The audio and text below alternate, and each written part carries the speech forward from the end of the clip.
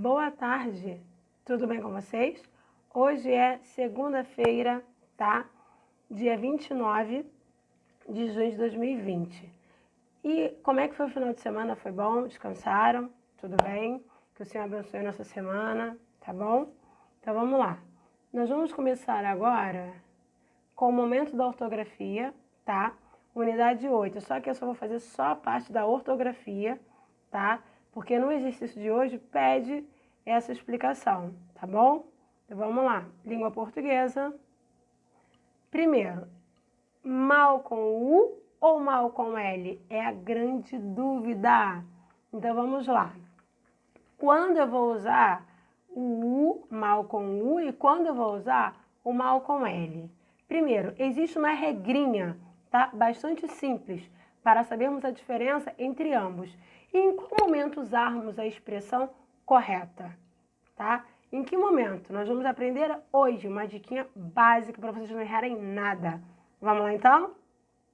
Primeiro, o exemplo. O Ministério da Saúde adverte: mau humor com U faz mal à saúde, o mal com L. Então vamos lá. É bem simples. Vamos lá então, ó.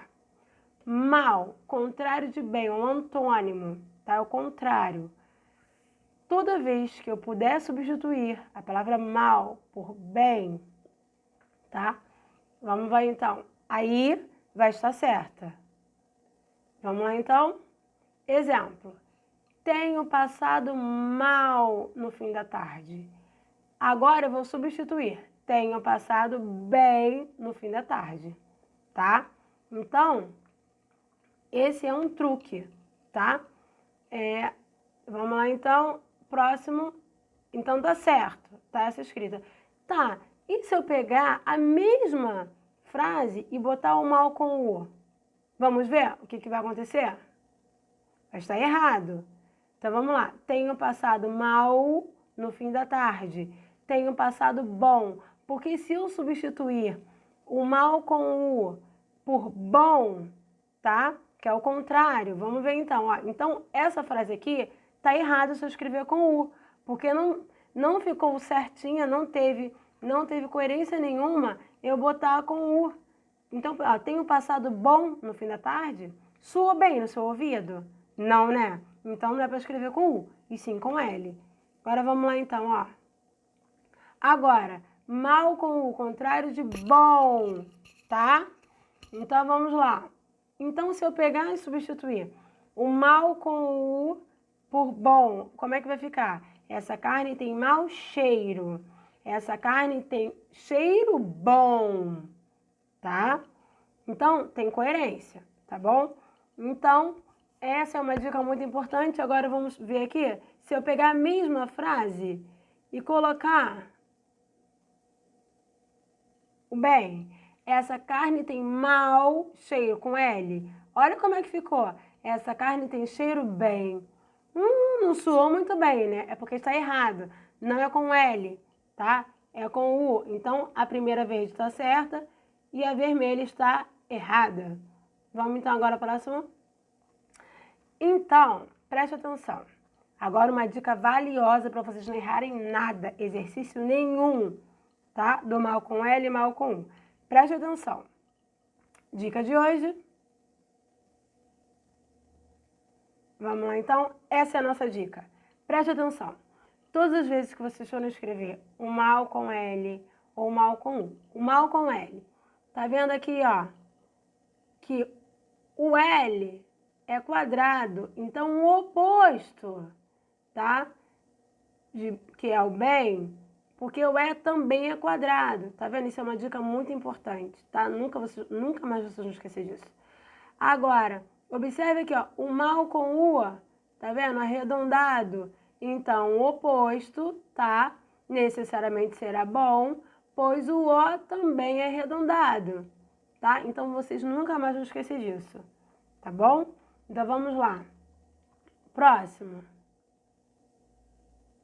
Agora, nós acabamos a parte de ortografia do mal com L e mal com U e vamos começar lá na página 73 de vocês, falando sobre verbete do dicionário. Livro de vocês, página 73. Observem. Isso aqui é uma página, essa figura que vocês estão vendo é uma página de um dicionário, tá? Da qual vocês vão observar o quê? Desculpa. O car. É porque o dicionário, ele tem o quê? Ele é em ordem alfabética. Então, essa página aqui é o car. Então, aqui, esses azuis são os significados, são as palavras que nós estamos procurando. E, geralmente, no dicionário, ele vem a separação de sílaba, vem o significado, vem a classe gramatical da palavra, se ele é substantivo masculino, se ele é substantivo feminino, se ele é um adjetivo, se ele é um artigo. Então, isso se chama verbete, verbete do dicionário, tá bom? Então, fiquem ligados, é muito importante. Apesar de toda a tecnologia, a gente quer saber o significado da palavra, a gente vai lá e digita a palavra no tio Google e o tio Google já te dá, tá? A classificação da palavra, só que o correto mesmo também é o dicionário. Você às vezes está com muita dúvida, vai lá no dicionário e procura no dicionário, tá bom? Então, esse aqui é o dicionário manual, tá? E o que seria essa verbete? Verbete, texto descritivo, tá? De caráter informativo, destinado a explicar um conceito, enciclopédia e dicionário, tá? O dicionário registra os vários sentidos que uma palavra pode ter. A esse conjunto de sentidos dá-se o nome de verbete, tá? Então, vamos lá.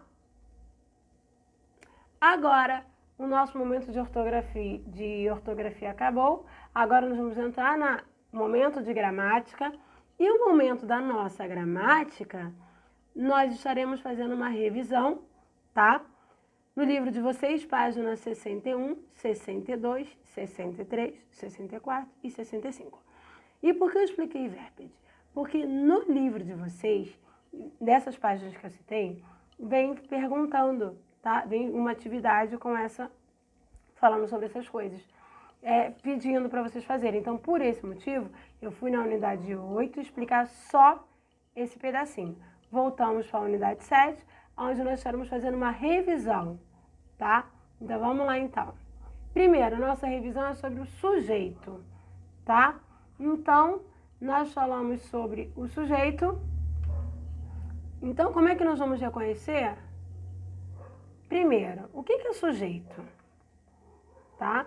Então, lembrando que sujeito, vamos lá, é o termo essencial da oração e normalmente está localizado antes do predicado, tá?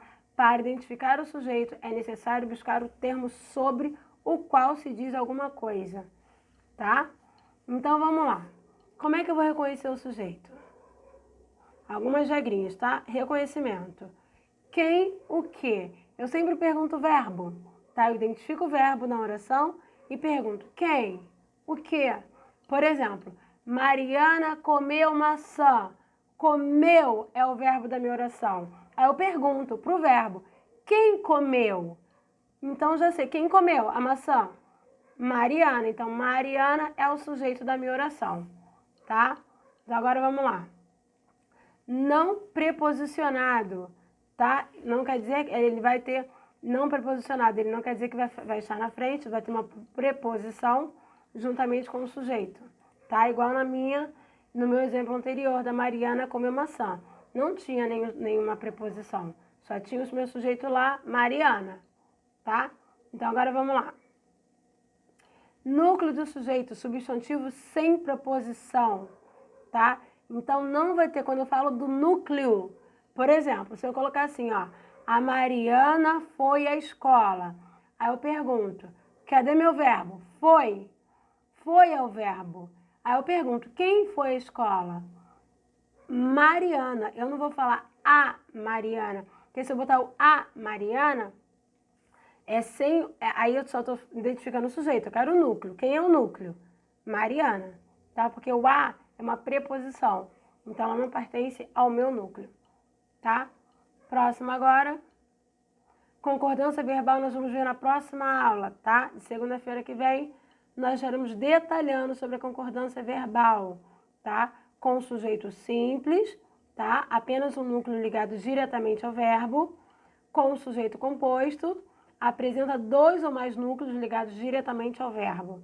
Tá? Nós vamos detalhar mais na aula que vem, tá?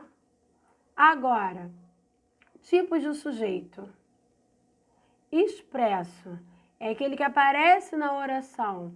Nós temos sujeito simples, tá? Que é quando só temos um núcleo, tá? Do sujeito. Vamos lá, uma palavra, um núcleo só. Então vamos lá. A linda mulher chegou cedo. Então vamos lá. Primeiro, quem é o verbo dessa oração? Chegou, tá? E quem é o meu sujeito? A linda mulher, tá? E se fosse para eu tirar o núcleo desse sujeito? Seria só a palavra mulher. A linda não, tá bom? Então vamos lá. Vamos lá então.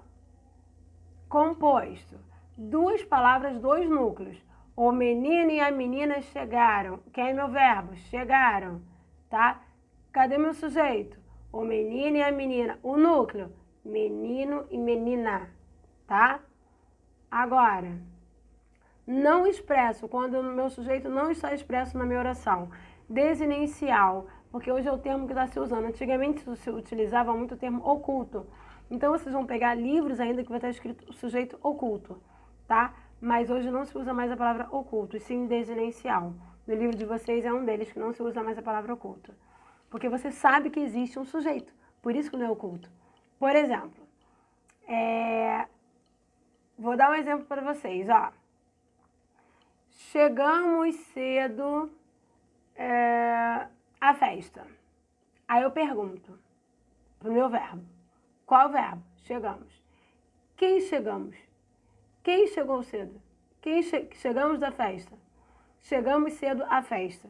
Chegamos. Quem? Então vamos lá, ó. Aí a gente tem que ir lá pro verbo. Lembrando que o verbo eu, tu, ele, nós, vós. Chegamos. Então é nós chegamos, tá? Então o sujeito existe sim, tá? Por isso que eu não deixo mais oculto, ele é desinicial. Chegamos cedo à festa. Cheguei cedo à festa. Cheguei. Quem chegou? Eu cheguei, tá? Então que tem que concordar o sujeito com o verbo, tá bom? Agora o próximo. Inexistente. É uma oração sem sujeito, tá? É um fenômeno da natureza, são verbos impessoais. Fenômeno da natureza. Por exemplo, choveu muito ontem. Choveu é um fenômeno da natureza, tá? Agora, haver, no sentido de existir. Havia muitas pessoas lá. Havia, tá? Fazer, no tempo decorrido, faz 2 anos. Então, sujeito inexistente, tá? Agora, vamos lá. Sujeito indeterminado é quando o verbo está escondido, você não sabe quem são. Por exemplo, chegaram cedo à festa. Quem? Eles chegaram. Eles, só que você não sabe quem. Eles chegaram cedo à festa. Alguém, né? Então você não tem, ele é sem referência ao agente. Você não sabe ao certo quem foi, tá? Então, vou dar um outro exemplo. Por exemplo, falam muito do presidente. Falam muito, mas você não sabe quem está falando. As pessoas falam, vamos supor assim. Então, as pessoas falam muito do presidente. Dizem que os preços aumentaram. Dizem. Alguém diz, tá? Agora vamos lá. Agora, nós estaremos fazendo a nossa revisão sobre o predicado. O predicado sempre possui um verbo. Sempre. Então, vamos lá. Tudo aquilo que não faz parte do sujeito é considerado predicado. Tudo que não faz parte do sujeito é considerado um predicado. Então, vamos de um exemplo, tá? Então, tudo aquilo que não faz parte do sujeito é considerado predicado, tá? Próximo agora, tipos de predicado, tá? Quais são os tipos de predicado? Temos o predicado verbal, tá? Então vamos assim.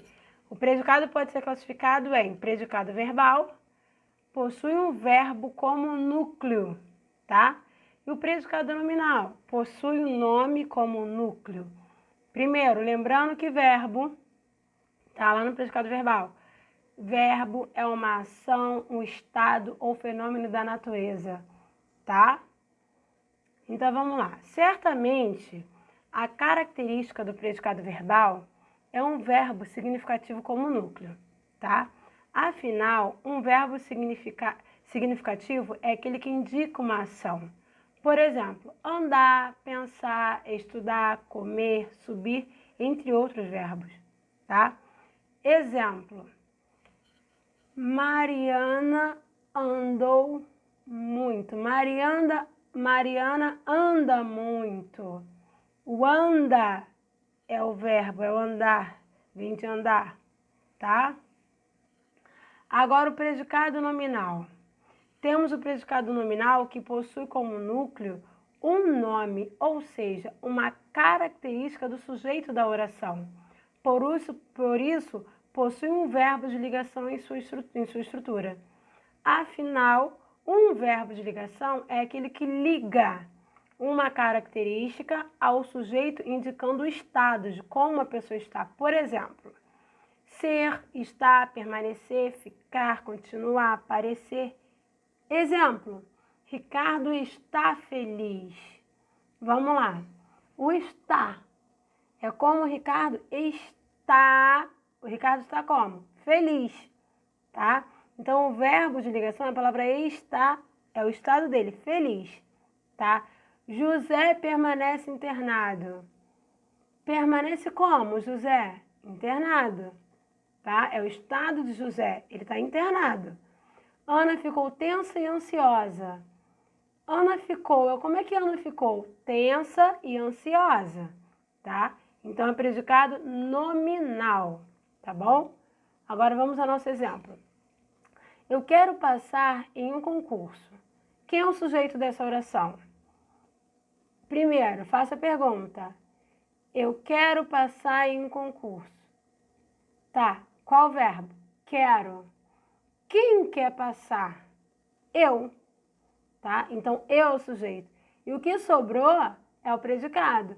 Quero passar em um concurso. Observem que o quero aqui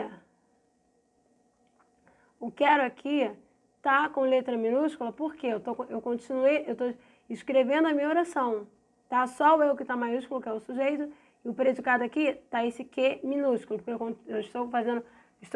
eu continuo escrevendo a minha oração não acabou, tá bom? Vamos lá então. Então, nossa aula de hoje se encerra por aqui, mas vocês têm atividade no livro, qualquer dúvida é só chamar no zap, tá? Para nós estarmos esclarecendo, tá bom? Fiquem com Deus, uma ótima aula e até a próxima.